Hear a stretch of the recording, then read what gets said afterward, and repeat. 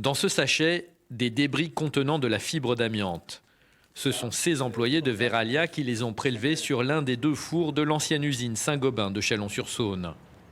Le 16 juillet 2019, un incendie se déclare au four numéro 1.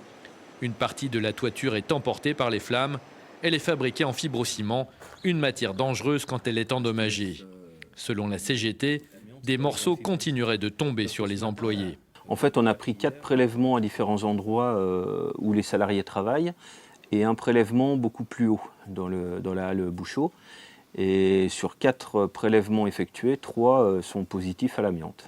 Tout le monde sait que les plaques de fibrociment contiennent de l'amiante. Donc quand il y a un incendie, la moindre des choses, c'est quand même de prendre soin des salariés qu'on emploie et aussi de la population. Parce que comme les fours chauffent à 1500 degrés, l'air montant, les fibres d'amiante vont aussi sur la population. Suite à ces résultats d'analyse, une dizaine d'élus du comité social économique décident de déclencher un droit d'alerte.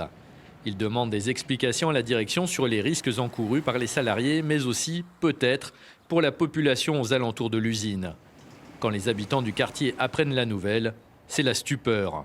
Ma fille a 2 ans, donc du coup, j'espère qu'ils vont faire vite les travaux parce que sinon, ma fille elle vit comment aussi. Ça nous choque un peu quand même, parce que s'il y a eu des particules dans l'air, on ne sait pas où ça retombait. Ça m'inquiète beaucoup.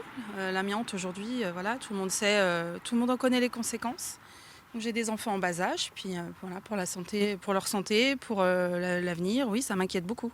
La direction et les représentants du personnel se sont réunis brièvement cet après-midi. La direction a présenté plusieurs résultats d'analyse de la qualité de l'air. Elle affirme qu'aucun salarié ne respire de la fibre d'amiante. La direction a en outre proposé de réaliser un contrôle pendant 1 mois de la qualité de l'air sur le four numéro 1. Un contrôle qui serait réalisé par un organisme indépendant. Si le syndicat UNSA s'est dit très rassuré par toutes ces mesures, la CGT, qui était à l'origine de ce droit d'alerte, regrette qu'elle ne soit pas intervenue juste après l'incendie de juillet 2019.